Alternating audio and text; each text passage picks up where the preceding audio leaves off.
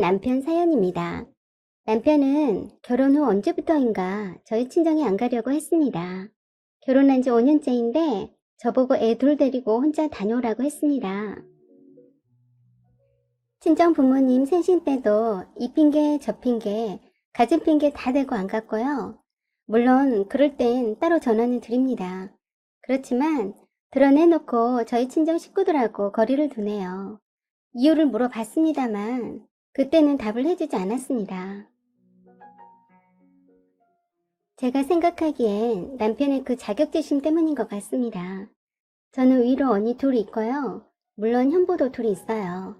다름이 아니라 형부들이 돈을 잘 벌고 재테크에도 관심이 많아서 대화 내용이 주로 경제와 주식 그리고 부동산 투자에 관한 것이었죠.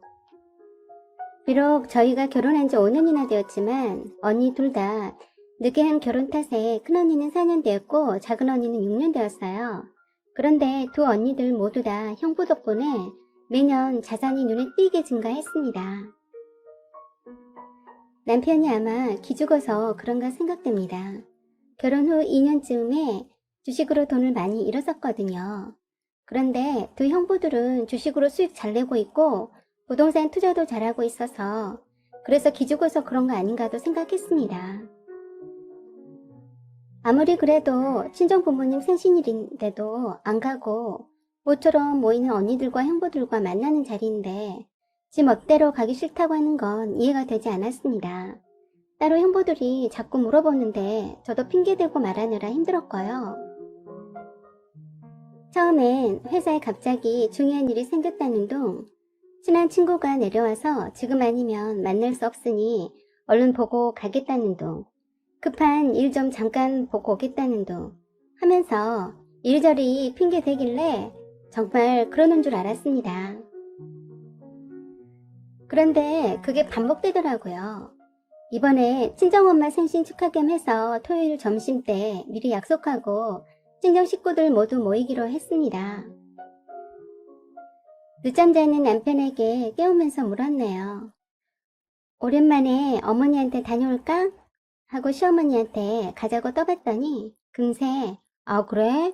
그렇지 않아도 가본 지 오래돼서 가보려던 참이었는데 코로나 때문에 복지관에도 못 나가고 답답하실 텐데 가보자 하는 겁니다.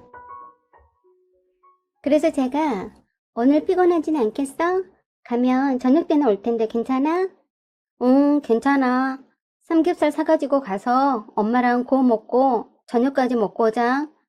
얼른 애들 챙겨서 다녀오자 하면서 씻으러 욕실로 가더군요. 욕실에서 나온 남편에게 야채즙 한 잔 먹이면서 말했습니다. 사실 친정엄마 생신일 며칠 전이었는데 모르고 있었지? 그랬더니 그래? 말해주지 그랬어. 그래서 오늘 점심때 친정엄마 생신 축하 겸 해서 모두 모이기로 했다고 했더니 대번에 짜증냅니다. 그래서 제가 그랬네요. 왜 너는 네 엄마한테 맨날 나 데리고 다니면서 우리 친정집에는 안 가려고 하니? 하고 물었습니다. 그랬더니 두 형님들 모두 돈 자랑하니까 싫다고 하네요. 그리고 장인 장모님도 두 형님들만 이뻐하는 것 같다고 합니다. 그래서 가기 싫다고 하면서 앞으로도 가지 않을 테니 애들 데리고 혼자 다니랍니다. 어이없었지만 단지 그 이유 때문이냐고 물었는데 그렇다고 하네요. 언니들과 형부들 돈 잘 벌고 있으니까 돈 자랑 좀 했다. 그렇다 손치고 친정 부모님이 어떻게 차별하더냐고 물었어요. 제 부모님이라도 남편과 형부들을 차별했다면 화낼 일이었고 남편의 생각을 듣고 싶었습니다. 그런데 특별히 차별이라고 할 만한 것을 꼬집을 순 없지만 자기보단 형님들을 더 잘해주시는 것 같답니다. 그냥 저희 친정 식구들하고 있으면 기가 죽는다네요. 뭔지 모르지만 주눅이 든다면서 그런 기분이 느끼기 싫어서 안 간다고 합니다. 그러면서 이젠 자기 부모는 각자가 챙기자고 했어요. 그래서 저는 그 말에 책임질 수 있냐고 물었습니다. 그랬더니 그렇다고 하면서 각자가 번 돈 각자가 돈 관리하고 각자가 알아서 자기 부모 챙기자고 했습니다. 참 어이가 없고 실망스러워서 화도 안 났습니다. 이런 말을 하필 친정엄마 생신일 모임 가자고 하니까 꺼내는 모질이 남편. 이런 거지 같은 남편과 살고 있었다니 내 대갈통 날려버리고 싶었네요. 저는 기가 막혔지만 한참을 진지하게 생각해봤습니다. 그리고 남편에게 네가 지금 한 말이 진심인지 알 수 없다. 친정 식구들 만나기 싫어서 그냥 내뱉는 소리인지 아님 진짠 마음의 소리인지 알 수가 없어. 진심이라면 네가 네 핸드폰으로 녹음해서 나한테 보내라 했어요. 그랬더니 바로 후다닥 녹음하고 톡으로 보내주더라고요. 그래서 제가 만일 네 생각대로 내가 동의해준다면 후회하지 않을 자신 있어? 이건 너랑 나랑 따로 국밥하고 살자는 건데 괜찮다는 거지? 그랬더니 남편이 제발 그러자고 하네요. 그래서 제가 확실히 해두자고 했습니다. 너도 내 친정집에 가지 않으니 나도 시댁인 일체 가지 않겠으며 물론 시어머니 생신도 챙기지 않겠다고 했고 시댁 쪽 대소사 일은 모두 챙기지 않겠으니 미리 시어머니께 말씀드리라고 했습니다.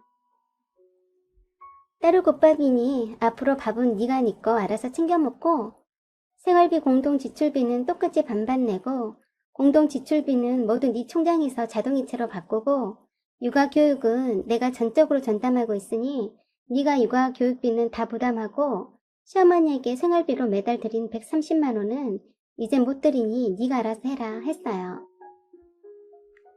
동의하면 수락하겠다고 했더니 바로 동의한다고 했습니다. 그리고 그런 대화 내용을 증거자료로 모두 녹음했습니다. 그리고 저는 애들 데리고 가벼운 마음으로 친정엄마 생신 식사 자리에서 즐겁게 지내다 왔어요.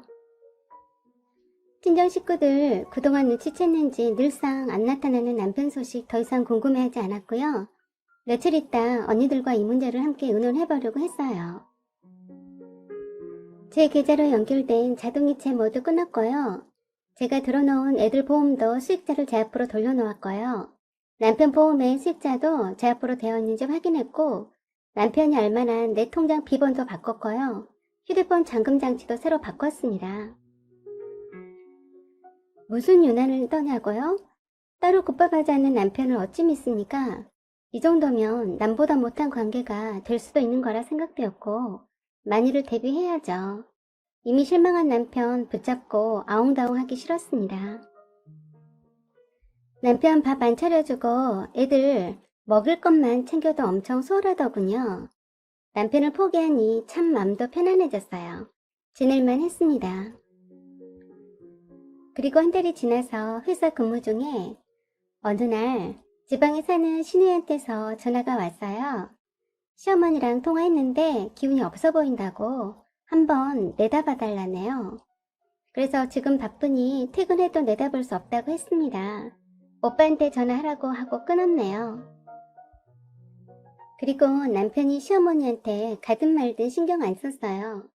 각자 자기 부모 알아서 챙기자고 한 사람이니 알아서 했겠죠. 그런데 뇌경색으로 쓰러졌나 봅니다. 남편이 저한테 전화해서 당장 병원에 오라네요. 그래서 제가 내가 왜 가니? 너 참 웃기다. 내 부모가 아니고 네 부모잖아 했어요.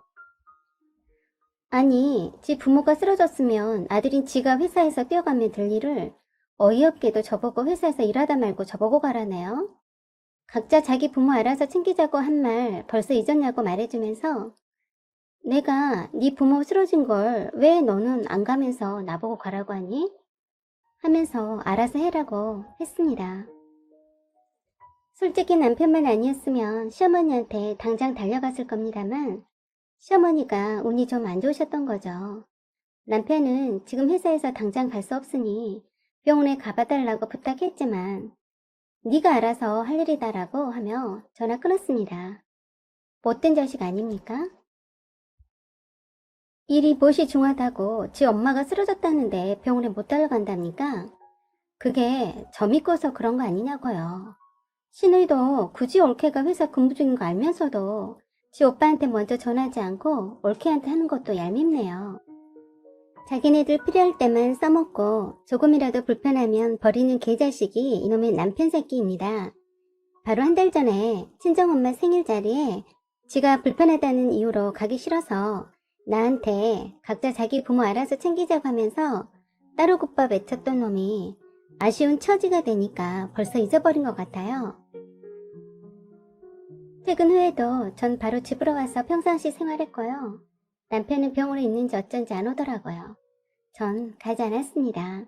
미리 말씀드리지만 2년 전 저희 친정엄마 갑상선암 수술할 때도 남편 안 왔습니다. 저도 똑같이 할 거고요. 시어머니한테는 안 됐지만 아들 자식 딸 자식 있으니 각자 자기 부모 챙기겠죠. 뇌경색으로 입원한 시어머니를 남편이 자기랑 돌아가면서 연차 내고 병간호 하자고 하는데 싫다고 했더니 지방에 있는 시누이가 올라와서 병간호 하더라고요. 남편 덕분에 제가 편해졌네요. 뇌경색 후유증으로 혼자 살기 어렵다고 하던데 감히 모시고 살자는 말은 안 하네요. 무슨 궁리를 했는지 요양보호사 붙여놓고 알아서 잘 하더라고요. 시누이한테도 오빠가 따로 국밥 하자고 했다고 말해주었습니다. 남편이 시어머니 병원에 한 번을 안 내다본다고 저보고 지독한 X라고 하더라고요. 그래서 제가 너는 친정엄마 병원에 있을 때 한 번이라도 와본 적 있었니? 했더니 말을 못하더군요. 너 평생 장애인 네 엄마 모시고 잘 살아라 했습니다. 그리고 집 전세기간 끝나자마자 친정언니 집 근처로 이사갔어요. 남편 짐은 시어머니가 살던 집으로 보냈습니다. 이혼 서류까지 함께 보냈습니다. 위자료로 전세금과 적금통장 포기한다는 것과 양육비 지급 조건으로 빠른 합의 이혼하자고 했고요. 남편이 그렇게 싫어하는 친정 식구들하고 매일 함께 살다시피 하고 있습니다. 빨리 이혼하고 개운하게 살고 싶습니다. 제가 이혼하자고 하고 이사도 친정언니 집 가까운 데로 가버리고 하니 당장의 뇌경색 후유증으로 장애가 있는 시어머니를 돌볼 사람이 필요한데 아주 난감한 것 같았습니다. 그 문제로 시누이랑 남편이랑 다툰 모양인 듯 합니다. 어쨌거나 따로 국밥 하자던 남편 고생 좀 하겠네요. 남편이 각자 자기 부모 챙기자고 안 했으면 얼마나 저를 들들 볶았을까요? 심호 아픈 상황이지만 웃음이 나오네요. 남편아, 따로 국밥 하자고 해서 고마워. 난 우리 애들 잘 키울게. 넌 장애인 네 엄마 병수발 잘하고 평생 잘 챙겨드려라. 혹시 아니? 장애 심호 병수발 해주며 모시고 살겠다는 미친 X 나타날지? 잘 가라 남편아.